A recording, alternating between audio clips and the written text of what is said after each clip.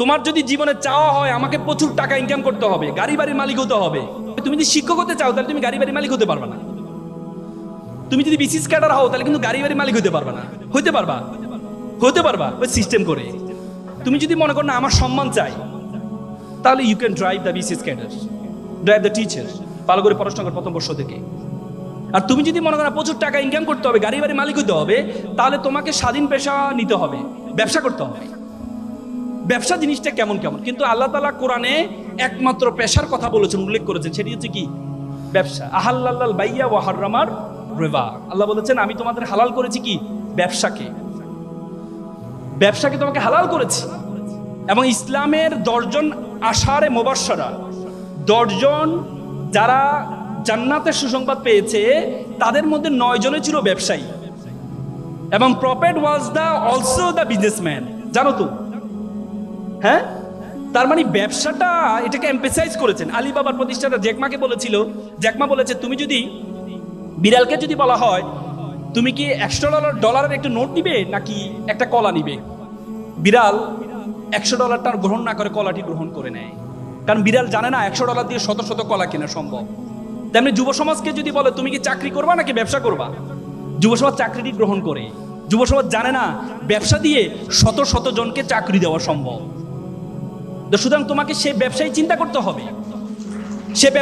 করতে হবে। এবং তোমরা জানো যে ইসলামের যে প্রচার প্রসার হয়েছে, ব্যবসায়ীরা এসে কিন্তু প্রচার করেছে। তোমরা সিন্দাবাদ দেখেছো না? সিন্দাবাদ কেন আমরা দেখেছি? সিন্দাবাদে দেখবে ব্যবসায়ীরা আরব থেকে আসছে, সেখানে ব্যবসা শুরু করেছে, বিয়ে শাদী করেছে। মানুষ দেখেছে যে অন্য ব্যবসায়ী আর এই ব্যবসায়ীর মধ্যে পার্থক্য আছে। এই ব্যবসায়ী কথায় সালাম দেয়, সুন্দর কথা বলে, হ্যাঁ, স্বচ্ছতা আছে। তখন মানুষ একজন করে কি ইসলামের দিকে ঝুঁকে যায়।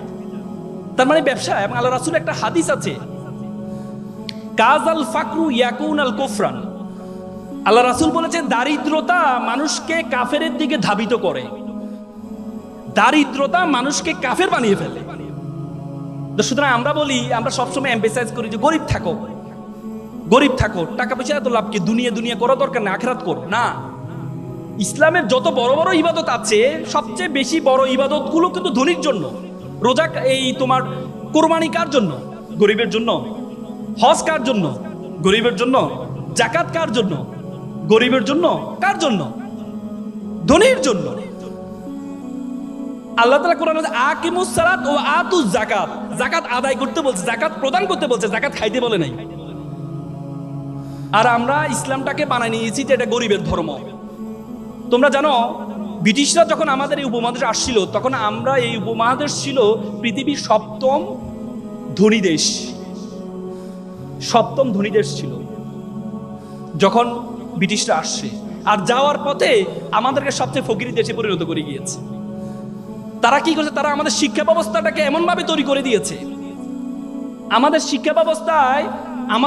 শিক্ষা ব্যবস্থা পড়ানো হয় যে ছিঁড়া কাঁথায় শুয়ে লাখ টাকার স্বপ্ন কেন দেখো। তারা আমাদেরকে এই যে অ্যাপ্লিকেশনে শিখায়, কি শিখায় জানো? যে কেরানি পদে চাকরির জন্য আবেদন। কখনো দেখছো সিইও পদে চাকরির জন্য আবেদন তোমাদেরকে শিখাইতে? এমডি পদে আবেদনের চাকরি শিখাইতে?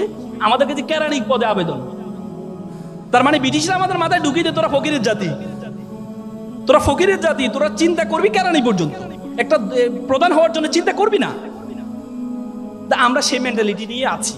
বড় স্বপ্ন দেখতে পারি না, এমডি হব সে স্বপ্ন দেখতে পারি না, বড় ব্যবসায়ী হব স্বপ্ন দেখতে পারি না, এই জন্য তুমি যদি আমি বিশ্ববিদ্যালয়তে বের হওয়ার পর আমার চিন্তা ছিল আমি চাকরি করব, সরকারি চাকরি করবো। এরপর বলবেন না, সরকারি চাকরি করলে তো আমি তো অসৎ হইতে পারবো না। আল্লাহর রহমতে আমি একটা স্বাধীন পেশায় আছি। যে আমি যখন ওকালতিতে ঢুকি, প্রথম দিনে আমি স্যালারি পেয়েছিলাম 100 টাকা। একটা শুনানি করেছিলাম, জামিন করেছিলাম, সিনিয়র আমাকে 100 টাকা দিয়েছেন।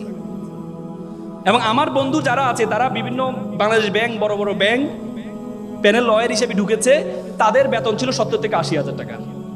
কয়েকদিন আগে আমার একটা ফ্রেন্ড আজকে 10 বছর ওকালতির পরে চেম্বার আসি বললো, বন্ধু আমি তো 80, 90, 1 লাখ টাকার মধ্যে সীমাবদ্ধ আছি, তুমি তো গাড়ি বাড়ি মালিক হয়ে গেছো, এখন বন্ধু চাকরি ভালো লাগে না, এই পেশা তোমার পেশায় চলে আসবো, আইনজীবী পেশা আসবো। তাই বললাম বন্ধু তোমাকে তো আবার শুরু থেকে শুরু করতে হবে, বলছে না, শুরু থেকে শুরু করবো। সে আবার শুরু থেকে শুরু করেছে। তার মানে যদি আমি সেদিনের টাকার বড় স্বপ্ন দেখতাম, না 70-80 হাজার টাকা আমার লাগবে, তাহলে আজকে এই অবস্থায় I have 12 juniors in my chamber, 12 জন জুনিয়র আছে আমার, সে সুযোগটা হতো না। এজন্য তোমাদেরকে চিন্তা করতে হবে যে তুমি কি চাও, তোমার মেন্টালিটি কি। সেটির জন্য চাওয়ার আগে প্রথমে তোমার সম্বন্ধে তোমাকে জানতে হবে। Who are you, who are you going to go, তুমি কে, তোমার সম্বন্ধে। আমরা সবসময় বললাম না, ব্রিটিশরা আমাদের মাথা ঢুকিয়ে দিয়েছে আমরা তো ছোট। দেখো, আগে আরবরা বড় বড় ব্যবসায়ী পরিচালনা হইতো, আর এখন মুসলমানরা একটা কনজিউমার জাতিতে পরিণত হয়েছে, ভোক্তা। ওরা বানায় আর আমরা ভোক্তা, অথচ আমরা হওয়ার কথা ছিল সবচেয়ে বড়। এই জন্য তোমাদেরকে প্রথমে তোমার সম্বন্ধে জানতে হবে। তোমার সম্বন্ধে তুমি কে, তুমি কতটুকু যেতে পারবা, তোমার সম্বন্ধে জানতে হবে। দেখো, 2006 সালে বাংলাদেশে একটা অপটিক্যাল ফাইবার স্টেশন করা হয়েছে কক্সবাজারে। সেটি তোমার পর্তুগাল হয়ে, স্পেন হয়ে, সিঙ্গাপুর, মালয়েশিয়া হয়ে, ফিলিপিন হয়ে আমাদের কক্সবাজারের সাথে যুক্ত হয়েছে।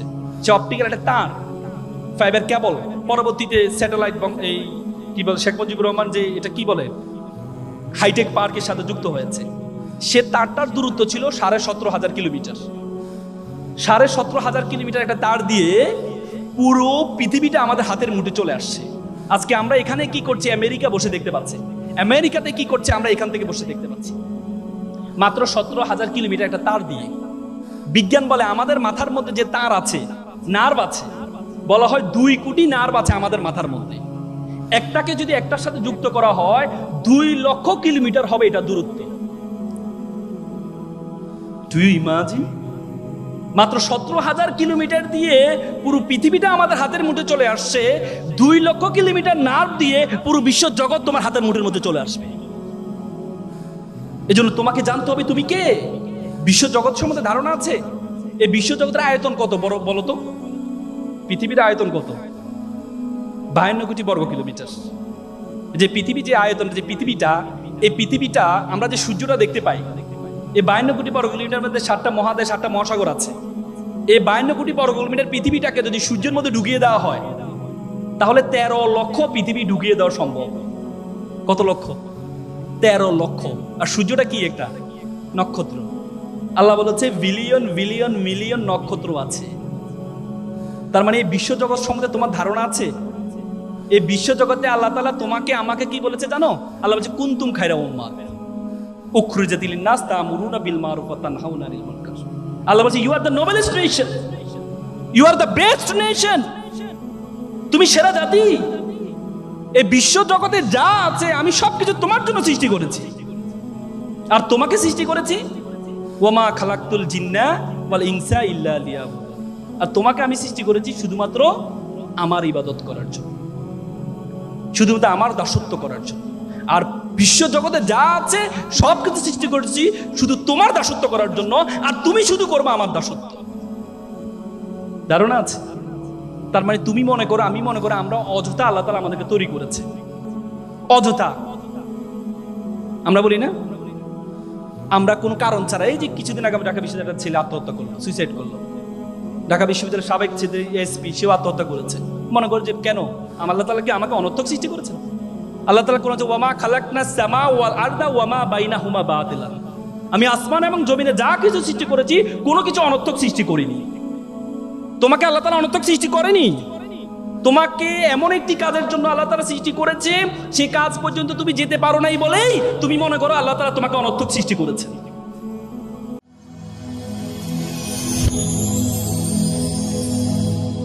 Rose TV 24. Enjoy by listening to the Holy Quran.